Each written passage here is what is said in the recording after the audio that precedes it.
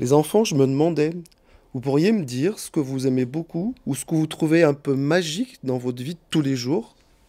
Oui, Hugo? Moi, j'adore avoir bien chaud. Oh, le frileux. Je suis toujours à côté de mon radiateur. Et même chez moi, je le mets à fond. Moi, j'adore les lumières. C'est pas Versailles ici. Les villes éclairées, les manèges. J'adore. Vous avez déjà vu New York, Las Vegas ou la grande foire comme celle de l'Esplanade? Trop beau. Ben moi, je suis allée 3 jours au Qatar. Au Qatar? Ouais, pour aller voir un match de la Coupe du Monde de foot. En plus, les billets étaient gratuits. La chance. C'était tellement incroyable. Moi, ce que je trouve magique, mais vraiment trop magique, c'est que hier, j'ai commandé un nouveau bonnet trop stylé sur internet et il me sera livré aujourd'hui. Ah ouais? Ouais. Et en plus, j'habite à la campagne. Trop rapide. Moi, j'adore dessiner. Oh, moi aussi. Pareil. Avec un crayon, tout devient possible. Grave. Cette année, j'ai une nouvelle boîte de 25 feutres. Ils sont vraiment trop beaux. Oh la menteuse, t'en as que 20. Oui, bon, c'est bon, hein. Mais bon, ils n'écrivent déjà plus. Il n'y a plus qu'à les jeter à la poubelle. Oh non. Moi, ce que je trouve magique, c'est mon portable. Mais grave. Et aussi surfer sur les réseaux. Ah ouais, pareil. J'envoie et je reçois des dizaines de messages. J'adore les relire, les conserver. Carrément. Moi, j'adore les voitures, surtout les très grosses. Ah ouais, les BM. Plutôt les Ferrari. Non, les Porsche. Je trouve ça trop génial. J'adore rouler, partir et même pour aller pas très loin.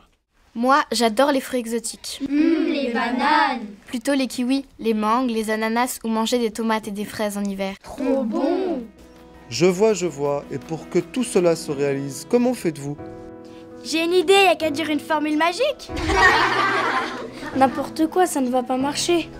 On n'est pas dans Harry Potter, c'est la vraie vie ici. Allez, magie de tous les jours, réalise tous nos besoins, nos rêves, nos envies. Chaleur. Lumière.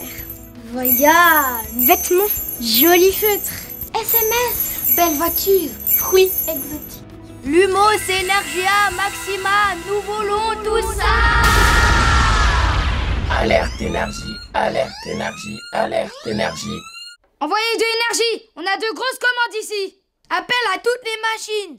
Puissance maximum. Encore? Non, mais on n'en peut plus ici. Toujours plus. Alerte, alerte, qualité de l'arme médiocre, réduisez les dépenses d'énergie. Alerte, alerte, qualité de l'arme médiocre, réduisez les dépenses d'énergie.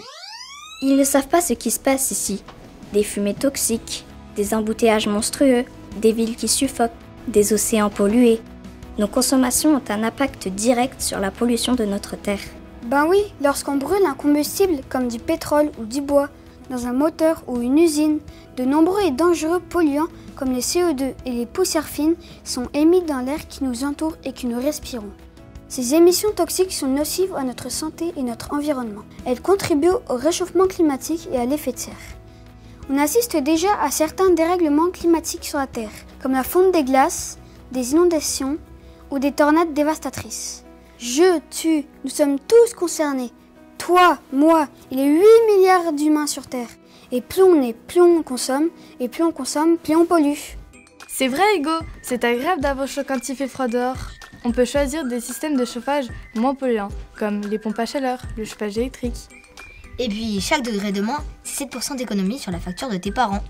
Je te donne un petit conseil éco-geste. Baisse un peu le chauffage, mets un bon pull et des chaussettes chaudes. Ou mets-toi au tricotage. C'est vrai, c'est pratique et confortable une voiture, Noëlla. C'est génial, un voyage en avion, Louis. C'est incroyable, Raphaël, d'être livré aussi rapidement par des camionnettes d'Amazon. C'est excellent les fruits exotiques qui traversent les océans sur de gros bateaux, Alessia. Mais il ne faut pas oublier que les transports représentent 30% des émissions de gaz à effet de serre en France. Alors, rouler, voler, flotter, c'est cool, mais pas sans conséquences sur notre planète. Et les véhicules électriques ne sont pas sans impact sur l'environnement. Un petit conseil éco-geste. Privilégiez les transports en commun ou le train et n'oubliez pas que vous avez un outil extraordinaire, votre corps. 2 jambes qu'il faut utiliser pour marcher, courir ou pédaler. C'est vrai, Louise, Internet, les réseaux, c'est magique. On les utilise au quotidien et en permanence même. Pourtant, Les émissions de gaz à effet de serre dues aux usages numériques sont gigantesques. Ah bon, ça a l'air si simple et si propre? C'est ce que tu crois. Prenons un exemple.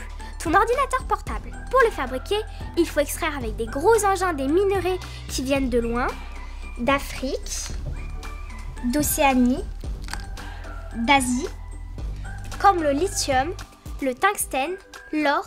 Et imagine la pollution liée à cette activité minière dans ces pays. Sa fabrication exige aussi beaucoup d'énergie fossile, d'eau et de ressources.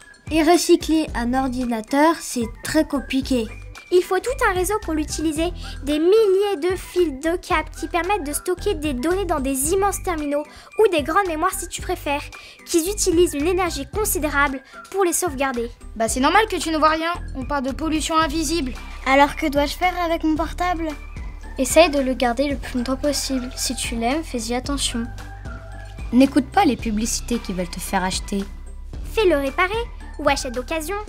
Et pour mon usage quotidien? Supprime tes messages. Éteins ta box pendant la nuit et quand tu pars en vacances. Tu peux aussi vivre sans objets connectés, comme certaines personnes. Et oui, ça existe encore. Comme autrefois? Oh non! Ouais, c'est vrai, Mélissa. Faire les courses de rentrée et acheter une nouvelle boîte de feutre, moi aussi, j'aime trop. Et aller sur Internet, Raphaël, pour commander un nouveau bonnet bien chaud et trop stylé pour l'hiver, je suis fan. Ah, alors où est le problème? Ah oui, vous allez encore me dire que je contribue à la pollution. Mais ça veut dire qu'on ne doit plus rien acheter? Mais moi j'adore changer et avoir de nouvelles choses. Mais non, on ne peut pas ne plus rien acheter. Il faut bien qu'il y ait du travail dans les usines aussi. Il y aura peut-être des nouvelles façons de consommer. À quoi tu penses? Les produits, ils peuvent avoir une deuxième vie. Ah mais ouais, je connais plein de sites comme ça pour les vêtements, les portables. Même les voitures s'achètent d'occasion et bien moins cher. Ces sites, ce sont de vrais trouve-tout. Les gens se débarrassent de tout ce qu'ils n'utilisent plus. Et un bonus, quand tu vends, tu gagnes de l'argent. Alors tout le monde y gagne, même la planète. Ok, si j'ai bien compris votre raisonnement. Plus de magasins aux 1000 couleurs, plus de villes animées, plus de tours Eiffel éclairées. Fini la magie, les lumières partout. Tu veux vraiment nous mettre le seum là? Nous allons ces illuminations, le spectacle de lumière, les manèges, tout ça, on pourra plus? On ne peut pas se passer de la lumière ni des spectacles. T'imagines un futur sans ça? On va revenir au Moyen-Âge. Ben moi ça me dérangerait pas de me déplacer à cheval ou en calèche comme une princesse. Il faudrait refaire la vaisselle à la main. Oh non!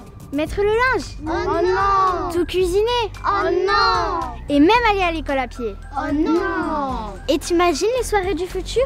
Au lit au coucher du soleil, comme les poules. La loose! Ben vous savez, moi je pense que ça peut être aussi lecture près du feu ou bien jeux rigolant en famille. Arrêtez! On ne peut plus revenir en arrière, même si certaines choses étaient vraiment bien. Ouais. Et les gars, l'avenir c'est celui que nous choisirons.